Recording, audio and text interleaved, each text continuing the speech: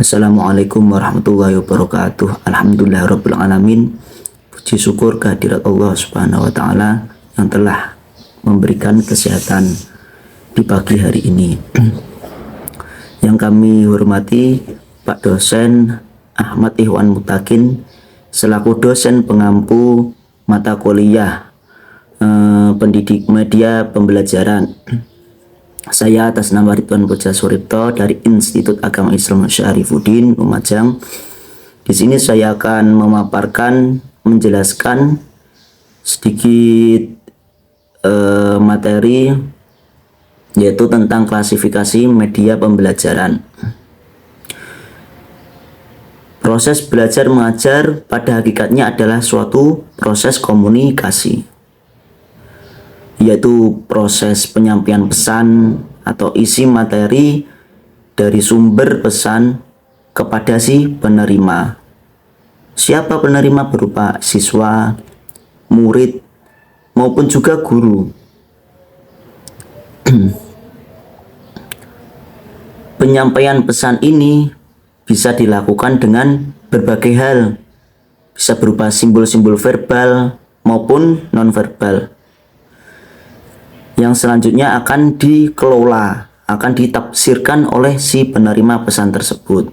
Ini dikemukakan oleh seorang pakar yaitu Kritikos tahun 1996.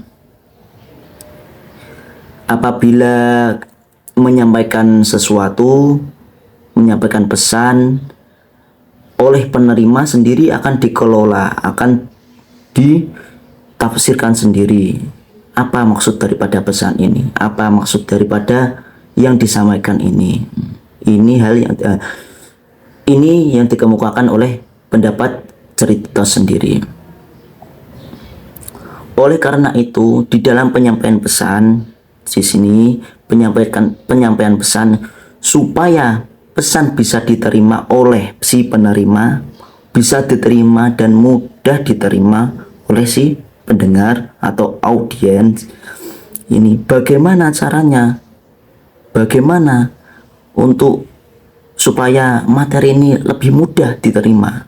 Nah, di sini di dalam klasifikasi media pembelajaran menjelaskan bahwa agar mudah diterima suatu materi atau pembelajaran ini hendaklah menggunakan media pembelajaran.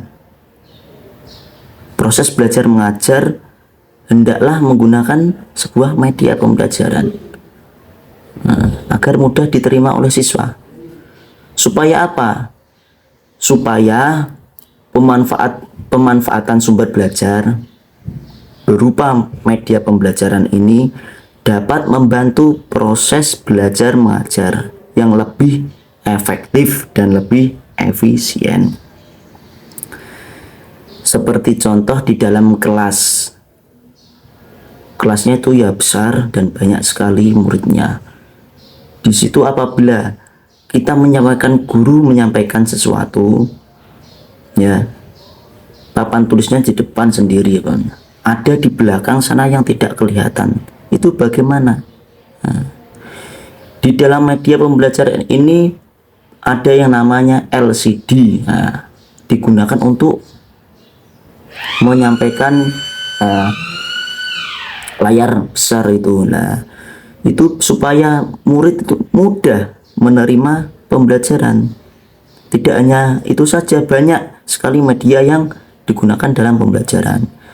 Ya, dengan harapan itu tadi supaya pembelajaran lebih mudah, efektif dan lebih efisien. Itu.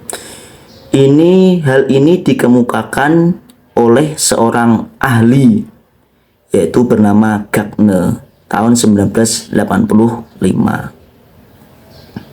Untuk selanjutnya di sini terdapat macam-macam klasifikasi media pembelajaran. Berbagai cara dapat dilakukan untuk mengklasifikasi dan mengidentifikasi media.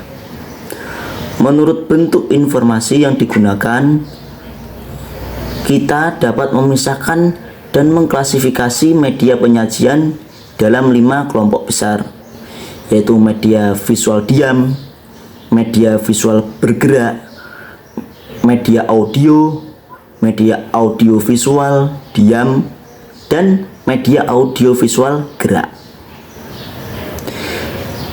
Klasifikasi media ini dapat menjadi landasan untuk membedakan proses yang dipakai untuk menyajikan pesan. Bisa dipakai untuk menjadi landasan ya, menjadi patokan untuk membedakan proses yang dipakai dalam menyampaikan pesan.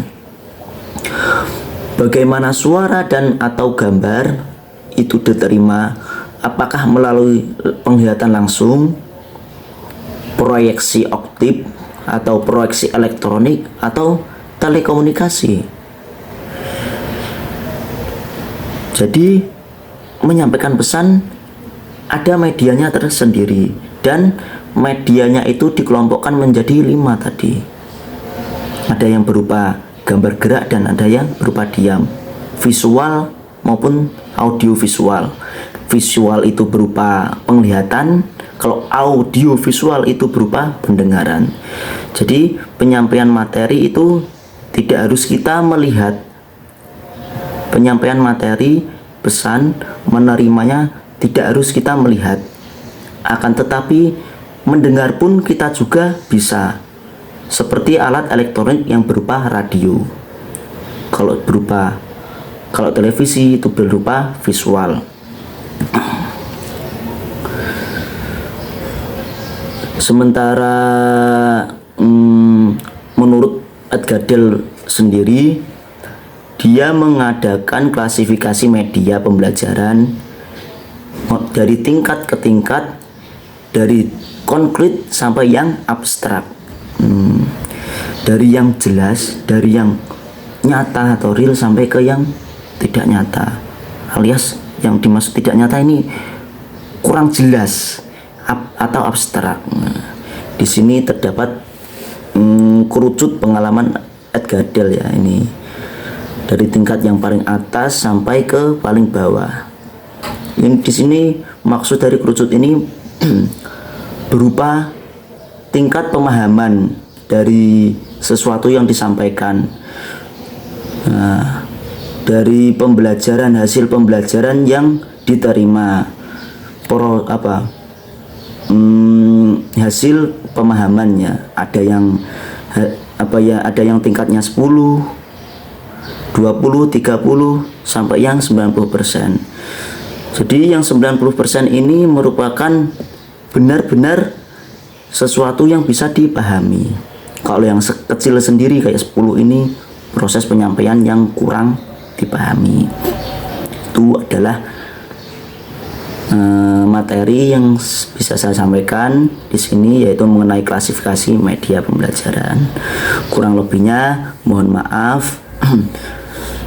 Dan setiap manusia pasti ada salah dan luputnya. Salah kembali kepada diri saya sendiri, dan benar akan kembali ke yang Allah Subhanahu wa taala. Sekian dari saya. Wabillahi taufik wal hidayah. Wassalamualaikum warahmatullahi wabarakatuh.